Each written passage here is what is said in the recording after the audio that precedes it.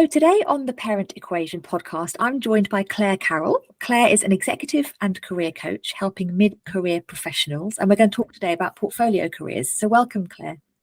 Thanks, Aisha. Great to be here. Delighted to chat to you today. No, it's great to have you. And this new season of portfolio careers, and obviously hearing your views on that from your perspective, because you, I believe, have a kind of psychology background. That's right, yeah. So you'll come at it as a different angle potentially. And when I've been thinking about this portfolio career journey, I suppose that many of us go on or want to go on, it seems to me there's the kind of the why period is why do I actually want this for myself? The motivations behind it. Then the what is what am I actually going to do as a portfolio career? What are the options available to me? And then the how, which is putting it into practice and creating an action plan around that. So I think given your background, and we've talked before about values, obviously in people's motivations and behaviours, etc. How important, well, they are important. How important do you think values are in this portfolio career journey? I would say critical. And I'd say the driving force behind why people decide to make big changes to their careers and have a portfolio career. So perhaps we should take a step back and define what values are. So how I see values are they're fundamental beliefs and principles that help us guide the choices that we make. Things that we think, things that we do, things that we believe. And they're pretty deeply held convictions that we have. They are generally very stable throughout life, although they do fluctuate. And I like to think of it as dialing up in priority and dialing down, depending on what life stage that we're at and what kind of responsibilities or things that are happening in our life. So essentially, values reflect what are important to us. And to this point, when people are looking at something as fundamental as what we're doing for work, because we spend the majority of our waking hours in work often, and if we're working with other people, more hours with them than we do with our loved ones sometimes. So certainly being as fulfilled and satisfied in work as possible can have a huge halo effect on the other areas of our life. When things are going well in work, we feel good in other areas of our life. And when not so good, it can reflect back. And we all know people coming home to the household, be they flatmates, partners, siblings, parents, can be tough when someone has had a tough day at work or ongoing tough day.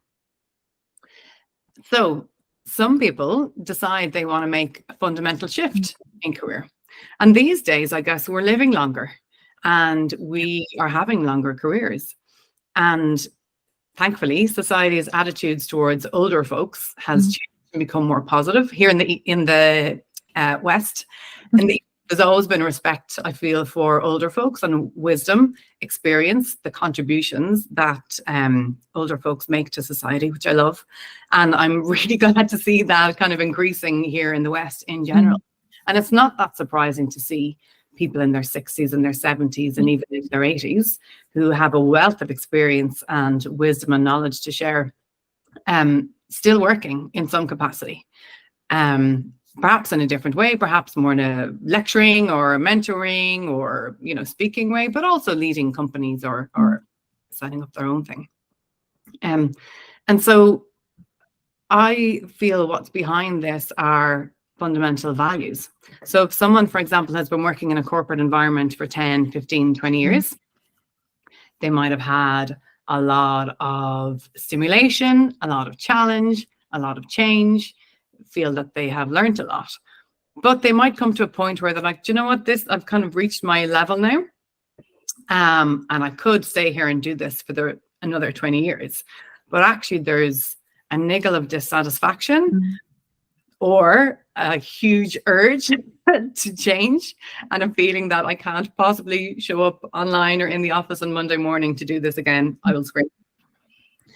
And that's when I find people can start listening or start tuning into what's not happening in my work life that I need to be happening. And often, as you will know as a coach, Aisha, if we do a values exercise with someone like that, we realize that a value of theirs is not being expressed, or it's been restricted in some way, or they just don't have the ability to tap into a value of theirs that's important. And that value, actually, I think an example I had the other day with a client was family, obviously, was really high on their list of values. And actually, I think when he talked about transitions, that transition to being a new parent changes those values. Or as you say, maybe the dialing up or dialing down changes because we have different priorities, different perspective on life, and then our values are therefore different. I know I had that incredibly when my kids were born. So if you suddenly have a new value of family and connection with family and children and etc., and you're working a 70-hour week, then you're automatically driving against that core value of yours, and you're going to feel that anxiety, and you're going to bring that anxiety home with you. Yeah. And then it's going to spill out into more areas of your life than you'd want, and it's not contained anymore within that work bubble. It starts to spill into different areas. And I think that's, as you say, when it becomes that niggle of dissatisfaction, is how quickly should one act on that niggle, as opposed to waiting for that point where you think, I've had it up to here and I need to do something drastic. So I would say always listen to the niggles. And try to voice them, be they niggles in your knee or your hip or your elbow, or niggles in your mind about what's happening for you in work. Talking to someone about it, perhaps finding someone who's in a similar situation to you, similar stage, or someone who's further down the track than you are. And regardless of age, I think it's more about stage, work stage or family stage in that instance. And certainly I've found, which has encouraged me as well, a lot of the male clients that I have who have become parents are also talking about work-life balance, and also trying to figure out how can they be there to support their kids, to have a more equal workload in the household. And they, particularly the ones who are in their 30s, some of them really seem to have quite a strong sense of responsibility and understanding that they are a parent as much as the mother is. And that does really encourage me. And that is a big shift and a big change. And they are trying to figure out how can they get more non-work hours back in their life in order to do the things that they want to do. And also, which I like as well, and I feel women can learn from men in this regard, is that they want to find time for their interests and their passions. So maybe they like swimming, maybe they like running, maybe they're interested in art. How can they carve out that precious 1 or 2 hours of adult me time in a week to do the thing for them? And certainly when I'm talking to female clients who talk a lot about work-life balance and family responsibilities, trying to carve out those couple of hours for yourself and your own interests. And again, coming back to values, that can allow a value of creativity to be expressed, or a value of learning, of self-development, of independence and autonomy, because it's important to feel like an adult woman or an adult man, not just a mum and a housekeeper and an employee or employer, Yeah, and I think that's where the portfolio career opportunities come in, I guess, is that, again, it doesn't have to be a drastic, not change of career, because sort of portfolio implies there are multiple things happening. So we're not talking about a career change per se, we're talking about bringing other things in to complement, I guess, what you are used to, what you've done for 20 years or whatever it is. And to your point about a value of creativity or value of independence, I suppose then, would you agree that if you could potentially reduce hours in your normal job, let's say, and introduce something else into your week that then taps into that value that you desire, even if perhaps your main role or career isn't quite ticking those boxes? Yeah, exactly. So portfolio career to me generally implies a mix and a blend of employed roles, so the traditional normal 9 to 5 or whatever the hours are, and something freelance, and or kind of a side project or side hustle, as the Americans like to describe it. So generally people are reducing hours in the employed part to enable them to do something more freelance. And often a first place that people start is teaching something or mentoring or getting involved in conveying the information and experience that they built up to others. So it could be your hobby, your sailing or football or art or music, and you start maybe in a local club with coaching or doing private lessons or with doing something online or getting involved in a school, some sort of local educational institution.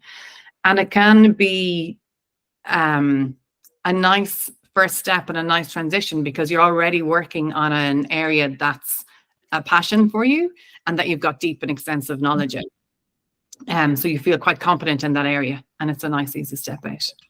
Some people can, as you say, make big changes. And I think there are two things that have kind of enabled this. One is technological advancements. So that idea of being a digital nomad, where if you have no caring responsibilities at home, you can up and leave and move to Indonesia or South Australia or the Maldives. That sounds marvelous. Never mind about the kids. With your laptop, and do the thing that you love online. Some people, might do graphic design or might do digital marketing or communications, and continue the work that they have, based at home, but just in a different location. I think the other piece that has underpinned it are societal expectations or beliefs around what's kind of good or correct or acceptable. Terrible when we are subject to other people's opinions, but it is a real force that can impact how people make their decisions.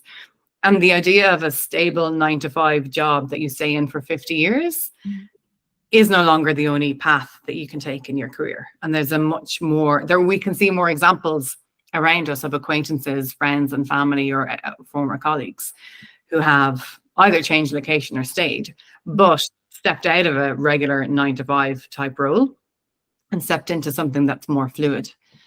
Yeah, and I think also it's finding the catalyst, isn't it, I suppose? So if you're feeling confident and grounded in your values and confident in the decisions that you make, which not all of us are, it's potentially quite a hard place to get to sometimes, then maybe we can say, I want to try this. I'm going to confidently try this. I'm going to work alongside this, and things sort of work out for you.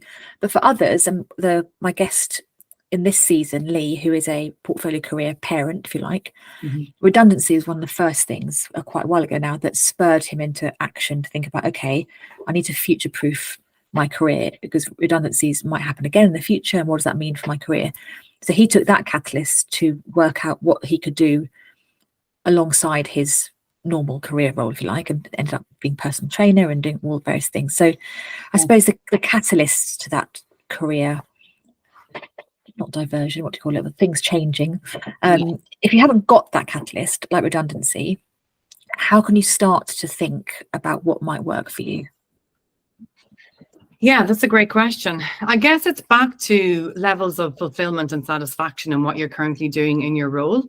And I often find when I bring the perspective to folks and I ask them, how long more will you be working? And they kind of go, wow, I've been working for 15 years and I'm going to be working for another 25 or 30.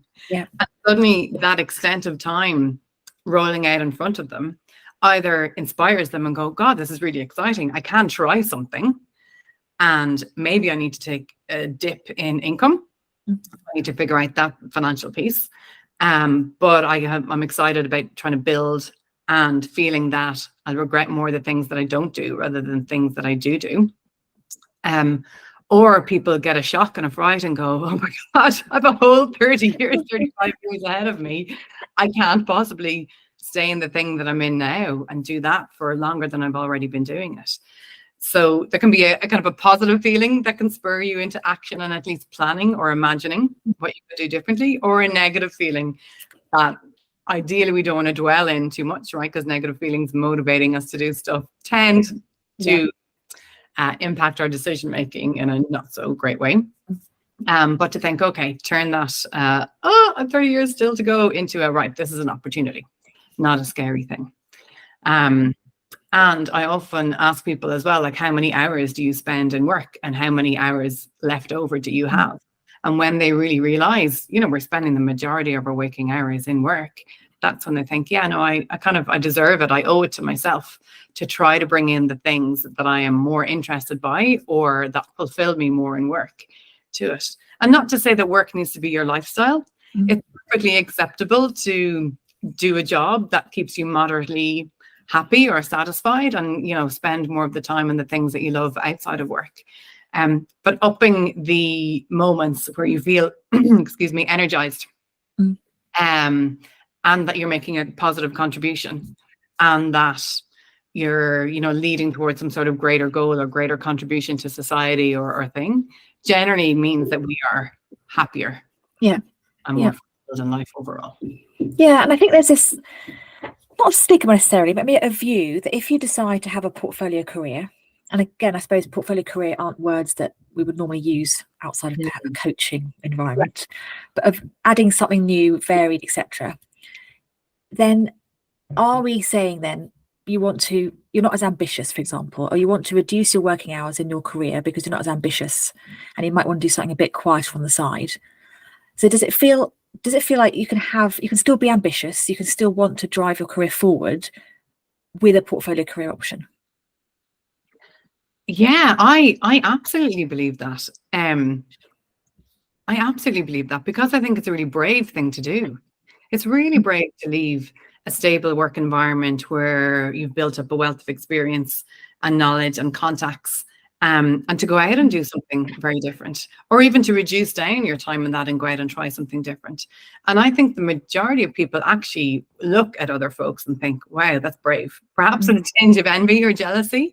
But I really think it's so brave. And I think it's people plowing their own furrow, we would say over here, making your own path in life and being very confident in what's good for you and for those around you, to go ahead and do it. And funny, you mentioned about your guest who was spurred on by a redundancy situation.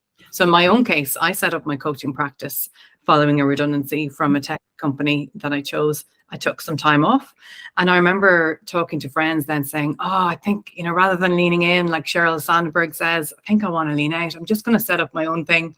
And I remember them looking at me, setting up your own business, you're labeling that as leaning out. Like, are you nuts? I was like, yeah, actually, that's true. That is being brave and taking a punt on myself and saying, right, I'm going to set goals. And in 3 months, I want this to happen. In 6 months, I want this to happen. And this is the hard line. These things are happening or it's not working out. So I change and I think of something different.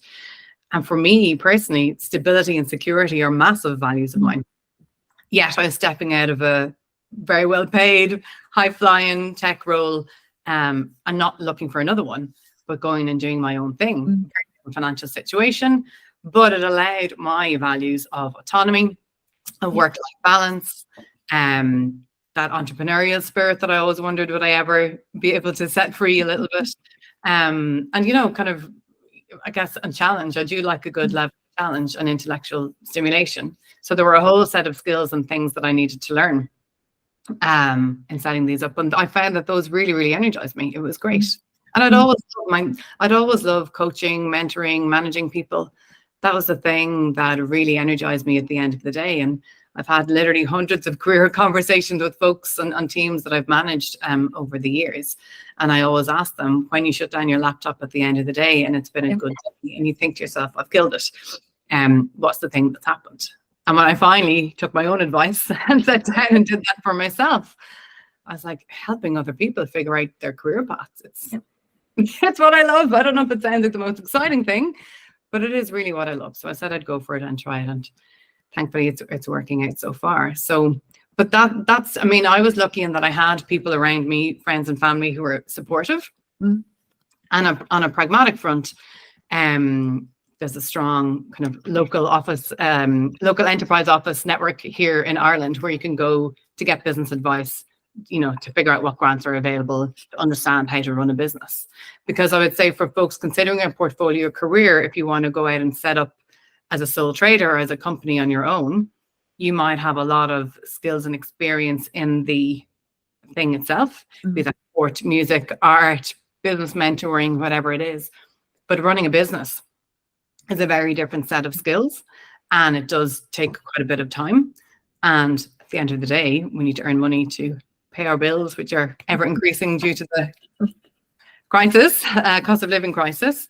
So that's an important thing to think about. So I think if someone is reviewing their values and thinking, if I'm going to have a portfolio career, what values will my portfolio career allow me to express or fulfill that aren't being fulfilled right now? I think it's sensible to check those values that maybe will not be fulfilled or maybe will be contradicted. Yeah. So, for example, in my case or other folks' case that I know, the security and stability, like how am I plugging that gap? I love teamwork. I love collaborating. It's really what I work best. But as a solo business owner, how do I, bring in acquaintances, colleagues, I have a supervisor and so on. But how do I build some sort of team around me or networks of people to tap into so that I don't feel I'm sitting alone in my bedroom, spare bedroom, go crazy. Yeah, interestingly, that's funny because you mentioned that, and I'd probably never thought about it till just now, is that my career is currently, I suppose you could say, portfolio, because coach by day, podcast host by night, for example, are two different strings on the same kind of bow, but different, different paths I'm taking with them both. But actually, to your point about the values I'm meeting through that, and my connection is a huge value for me. I love being with people. I hate being on my own. I can't bear it. Bored my own company in about 3 minutes. So actually, I was suffering, as you have just said, from being a solo business owner in the spare room. Yes, connection through coaching clients, but all through, through screens. But actually, the podcast then has given me a real sense of connection with people and a real way to expand my network and talk to people on a very different level. So that's then ticking that value box of connection, which I used to have when I was in a busy buzzy office. So it's interesting. I don't think I'd actually thought about it that way, that even subconsciously I was taking myself down a path to find that value or to have that value met somehow. Yeah. Interesting. Yeah. Makes total and sense. Then just think about what you said about taking a punt on yourself. Yeah. I think that's such a valuable statement, especially when we come to working parents and often working mums that we talk to quite a lot, where your confidence can take quite a hit or quite a knock from a career point of view when you go back to work after having kids. And there's a lot of people saying, am I still valuable at work? Have I still got anything to offer? All these kind of the self-doubt can creep in quite easily in those first stages, certainly of motherhood and parenthood. So actually just having the confidence to actually back yourself for once, to put yourself first, which often we don't do, and say, actually, this is what I want and I believe I can do it. So I think values aside, is just having that strength of character to say that you're, as you did, put yourself first and back yourself. Yeah, and I think about your why. Why are you doing it? And in those moments where it's tough, step back and think, okay, what's the bigger picture? What's the 5,000 meter view? Looking down, why am I doing what I'm doing? And for me, it was genuinely about helping people. And I often hesitate to say that out loud because it sounds twee or unoriginal, but it is. It's the thing that's always, that's always kind of energized me or made me feel fulfilled in work. But I can think of other people, like two women in particular, I'm thinking who really wanted to change the world. And one is someone that I went to school with, had worked in office as an office manager, went back, retrained in finance, got into stockbroking and wealth management to quite to senior leadership level, then left, took some time out and founded a company, got into medtech. She's the CEO, and it's in the medical device bracket. So it's a shield that measures breastfeeding, the volume of breast milk that comes, particularly for premature or sick babies, because breast milk, the most nutritious and healthy substance that a newborn can have. But measuring the quantity for sick babies is super important. So it's patented, it's going through clinical trials. It is a truly global effort. It's an amazing company. It's gone through really great fundraising rounds and is set to go to market soon. And that's been a 6-year journey, maybe. So a huge amount of bravery, of sacrifice, of skill learning, of connecting, of flying around the world, getting involved in clinical trials with her 2 business partners. And it's so admirable. And it's so admirable to see, someone making a huge leap from something, wealth management, wealth creation, through to something that is health and for small children and for, helping families in a very vulnerable and scary situation. I can think of someone else who was kind of in sustainability in a campaign director role, Then went back and did a full-time master's actually in LSE, in London School of Economics. Then did a stint at the UN doing peace building. Fascinating. Dabbled in journalism. Then lived in the States for a while and got into retail in sales, in an apparel company. And now has founded her own company, which is a tech platform connecting parents with childcare options, be they nannies, au pairs, creches, whatever, in a local area, but based on values. So often we choose our childminders based on availability and cost. Yeah. And we kind of forget about our really important these days, thinking through what's our parenting philosophy? How do we want to raise our kids? what kind of style are we using? So she matches minders based on similar philosophies and similar values, which I think is amazing. And also, companies can kind of onboard in this platform so that they are subsidizing or fully funding the cost of childcare for parents. And it's in a bid to tackle the gender pay gap, because more women are dropping out of the work due to caring responsibilities for families.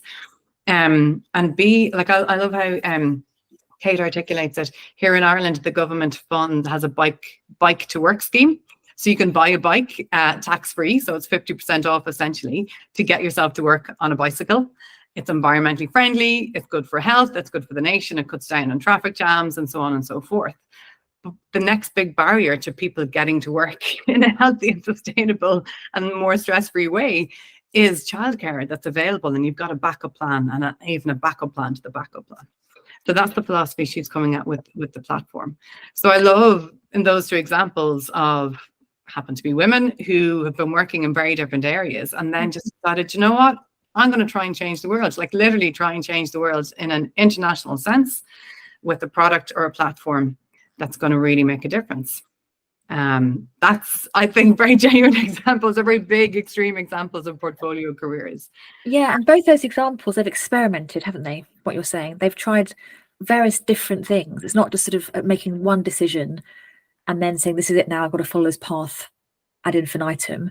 It's actually just being open to exploring possibilities and changing your mind and saying, do you know what, this one's not quite working for me, or it's not quite aligned to my values or my income needs or my flexibility needs, whatever it might be. So I'm going to try something else. And the second example you gave sounds like she's tried multiple things before then finding herself on this current path. Yeah. No, it can be very, inspiring to hear about these stories. And I think as well, something that can hold us back in many areas is that fear of failure, or that fear of what might others think. And the fear of failure is a real and powerful force. And we can think through all the reasons that it mightn't work out or won't work out. And what might people think? They might laugh, or might think I was silly, or might think, who does she think she is? Of course, that wasn't going to work. And it does take bravery and pragmatic things like planning and assessing and creating the narrative for yourself and for other people to maybe keep them at bay, keep the naysayers at arm's length and say, I'm trying this, things are going really well. You don't need to get into the details. Not everyone is privileged to have access to the information that you have. Keep it to the smaller circle so that you're not allowing the cynics in and to influence you negatively. And I think it is sensible, be it, stepping out of a paid employee position into something you're starting up yourself, or if it's reducing hours and taking on something freelance or some sort of side project. It is sensible to have goals and to think about, how am I going to assess whether I'm doing well, and keeping the goals achievable with a little bit of stretch, because confidence comes from experience and from doing. And when you're doing and you achieve what you set out to do, you get that kick of dopamine, that kick of serotonin, that pride and that happiness and that boost of confidence, thinking, oh, I can do this. This is going okay. And of your 4 goals that you write down, 2 maybe you hit and 2 you don't, but you're halfway there. That's also positive. Nobody gets 100% the first time. And aiming for any time.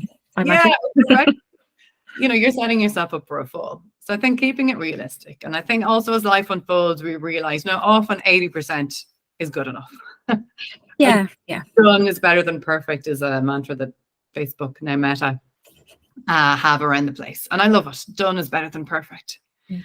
And I think particularly for anyone listening or anyone who's a parent, we can certainly relate to that. It doesn't matter if the house is a bit messy. I know it feels like it matters. Maybe we like that sense of control. It doesn't actually matter. And what about when you put alongside that? So that's in your own control, if you like, is your goals, you're trying to not to be a perfectionist, all those kind of things. But I found the biggest struggle for me, and still is 4 years into having this business, is comparing myself to others. So trying something new, you've got the naysayers, obviously, which you can't, as you say, try and keep at bay. Yeah. But then you've also got your own tendency, especially in this social media, Instagram world we live in, to compare yourself up against someone else who's doing something similar. So as soon as you mentioned those two examples of these women changing the world, my initial reaction was, oh my gosh, I'm not changing the world. So straight away, there's a feeling of, why aren't I doing as well as they are? Why aren't I achieving more than they are? Why aren't I changing things more fundamentally for this world we live in than just my little bit? And that's, I think, just natural, human nature to do that. But how do we manage that so it doesn't get in our way? Yeah, it's a difficult one, and I don't think there is a magic solution that can work overnight. I think it's probably a more midterm thing for us to work on our thoughts and our beliefs. What's the phrase? It's comparison is the thief of joy. Is that correct? Yeah, social media is the worst thing and the best thing in the world. I know that I can certainly get in a trap of doom scrolling, I think it's called. And I can't stop. And I know it's a neurological, physiological thing, whatever the neurotransmitters flooding around my body are, I'm getting that dopamine and it's terrible. And I need to leave my phone outside of my bedroom or knock it on at all, delete the apps even for a week. Yep. Because it is that comparison. So what I do know, and what I coach, and what I try to take my own advice on, is we are always comparing our behind the scenes reels. Every thought, every doubt, every possibility, every imagined future that we've thought through, everything that we could or should do, we're comparing all of that to a sizzle reel of someone else, the highlights, and the very nicely edited social media highlights. And you just don't have access to the doubts and the mistakes and the failures. Although these days there certainly is more of a tendency for people to admit mistakes and failures and to kind of go, hey, it's okay, and this is how I learned. But they're still glossy and nicely presented and nicely edited. And yes, everything worked out amazing in the end. Like, things don't always work out after mistakes and failures, but we don't hear it. So we start to think that the only outcomes are positive for other people. So why isn't it happening to me? I think we need to bear in mind we don't have a full data set. We only have a part of the light. We're looking through a keyhole and only seeing a small part of the picture, not the full thing. So I think that's first. And also, so when I used to work in Google, I did for 10 years, a company full of very bright people, a lot of side projects and things, Olympic medals here and businesses there and whatever, like crazy amounts of overachievement. And I suffered a lot from imposter syndrome when I joined, and gosh, what do I have to offer? But I was like, no, I was hired. I was hired for a reason. The reason was I was ex-ad agency. I was in the Google Ads part. We were trying to encourage clients to invest more of their digital marketing budget into Google search and YouTube. And I had planned and bought TV space and radio space and press space for years. So I had access to who was making the decisions, how were decisions actually made and when. So that was the reason I was hired, not because I knew a lot about search market and search advertising. I absolutely didn't. Or YouTube advertising, because I didn't. So I just kept pulling my mind back to there is a reason and leverage that. You know something that others don't. So kind of, I guess at the time, like for the beginning, I decided to kind of stay in my lane. I was like, this is the one thing that I'm going to be known for. I'm the person who knows how media agencies operate, and I'm always going to bring that. And I'm just going to try and not get sucked into, oh my God, everyone else knows so much more about search than I do, and pick it up. And I think the word yet can be useful, very useful. I don't know that yet. I don't understand how it works yet. And it's, again, a matter of time. And belief. and that yet, I suppose, comes from a sense of confidence that you will get there. Yeah. And it's fine to take the time at your own pace, or whatever the scenario is. Yeah.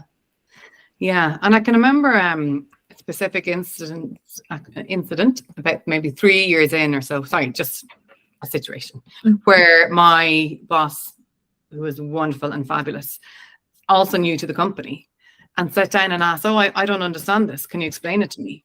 And I was mind blown that someone so senior and with all the experience, not that she didn't know it, but that she was so unapologetically and normally saying, I don't know this. Can you teach it to me?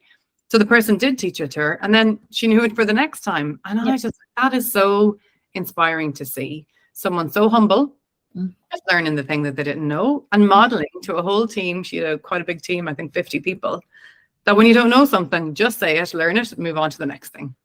And I don't even actually realize in the moment, but sometimes we can feel a need to maybe hide our gaps or the things that we don't know, rather than focus on the things that we do know and pull in resources, pull in other people, ask Google, ask ChatGPT, ask another human what it is, or collaborate with someone, you know.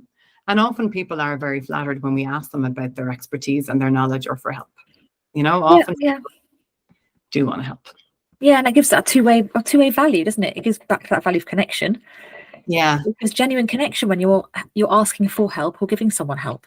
Yeah, it just sort of breaks down some of those walls, I think, and allows people to be more vulnerable and therefore hopefully more honest and open to connection. Yeah. So the shoulds are comparing to other people. The thing is, there's always someone looking at you and thinking, wow, they're amazing. I wish I could do what they do. You seem to have such a diverse business, and you know, they've got a great work-life balance, and they really seem to be passionate about what they're doing. And for someone like you're doing it in the public eye, you know, there's vulnerability there. So for me, I think it was thinking through the worst case scenario. If this business doesn't work, what then? Yeah. And part of me was like, well, those naysayers who are thinking, who does she think she is setting it up? And who knows who they are? They're presumably imaginary people in my head. I was like, okay, well, I'm going to craft a 3-sentence narrative to say, I tried it. You know, I didn't really, I actually didn't like it. I thought that I'd love it, but this is the bit that I didn't like. So now I'm doing this. And I love this because of X, Y, and Z. And move the conversation on. You know, just create a story that's short, generic, honest, and move on. Nobody's thinking about me longer than 3 seconds. Everyone's thinking about themselves. What are we? We're all the what's the fish and chips terminology? That today's newspaper is tomorrow's fish and chips wrapper. Wrapper, whatever. And that's what we are, aren't we? You know, we think that we're sort of the focus of everyone else's attention. We're not really. We just need to, as you say, stay in our lane, explore, be curious, stay true to our values, do what's right for us at this moment in time and our families, etc. And then just, if it doesn't work out or needs to change, then go with the flow a bit more, I suppose, within reason. Well, I feel as you talk there and I hear my words back at me, I feel I'm contradicting myself a little bit. So I'm talking about staying in your lane, and I'm talking about portfolio careers. So for me, the staying in my lane bit was when I moved to something new, and I was like, the expertise and the knowledge and the skills that I'm bringing to this, that's the bit that I'm staying in. And I'm not going to get sucked into thinking I need to be like everyone else here. And then when I decided to change, I was like, okay, it was back to the more fundamental things around what motivates me, what gets me out of bed in the morning, what are the values that I want, how do I want to live my life? And a big thing for me post-COVID, like a lot of people, was, you know, the commute, cutting out on the commute, because I had no time for interests, hobbies, kids, and that bit of autonomy. You know, working in a big corporate is getting so big, you know, you don't have the opportunity to do things your way as much. So there are times, I think when the self-doubt or the comparing to others creeps in, it's like, you know, hunker down and really understand your own strengths and skills and why you're doing it for you. You know, your values are different to other people. So it doesn't matter what other people are off doing because they've got different values. And that's the beauty of the human race, all the diversity and variety that we have. Thank you so much, Claire. How can people get hold of you? So if they're a mid-career professional, I know this conversation has resonated, which I'm sure it will do. Where's the best place to find you? Yeah, sure. I have a website. It's clairecarroll-coaching.com. I'm also on LinkedIn. It's Claire A. Carroll. And I think I'm connected to you on LinkedIn, so people can Yes. find your Yeah. page. And I'll put all your details in the notes as well anyway, so people can find you. Brilliant. Thanks so much. So yeah, so I do, an initial chat to figure out what the challenge or decision or situation is ahead of you. And then if we feel chemistry is good, and I feel that I can help you, we can crack on to figuring out the details. Perfect. Thank you so much. And then tons in this conversation for those people who are at that stage, I'm sure, of thinking where their careers might take them. So thank you so much for sharing your insights and your time today. Thanks, Aisha. It was a real pleasure. The time flew. It did. Thank you, Claire. Take care.